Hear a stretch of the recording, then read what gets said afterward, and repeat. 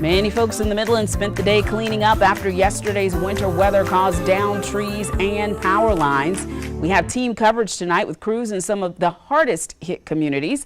We're going to start tonight with News 19's Rachel Ripp, who's in Fairfield County. Rachel, in addition to having issues with winter weather yesterday, there is now a boil water advisory impacting 7,000 people.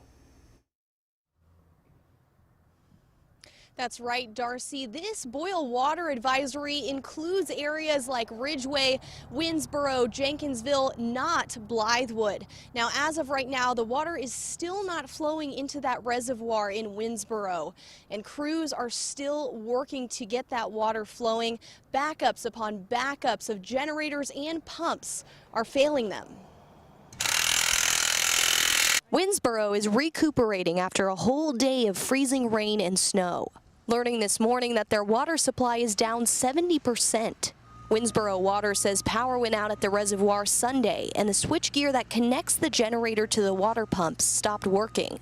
We asked City of Columbia for help. They're gracious enough, they're going to help us by bringing us a backup pump. So it'll run off of diesel, it does not run off electricity. That's of course temporary until the town can get full power back to the reservoir. Once pressure drops below 20 psi on the pipelines, going to customers' homes, DHEC requires us to issue a boil water notice, because once pressure drops and once they experience, no water at all, once air is introduced into a lines, that gives that allows bacteria to start forming inside pipelines. Residents in these areas of Fairfield say they had no idea about the notice, but that they're glad they do now. I would have never considered that to be an issue after yesterday's downtime with the electric, but when you go down for, I guess, that period of time, it affects virtually everything. Many are hoping to get that lifeline supply back to normal.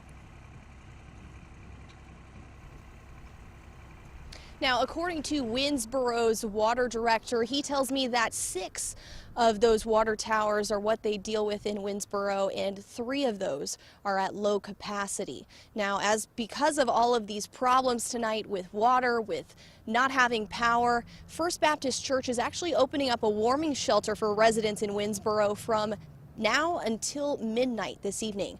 Reporting live in Ridgeway, Rachel Ripp, News 19 WLTX. Back to you, Darcy. Thank you so much. And about 30 minutes ago, we learned Fairfield County schools will be on a 1-hour delay tomorrow because of power outages in that area. So from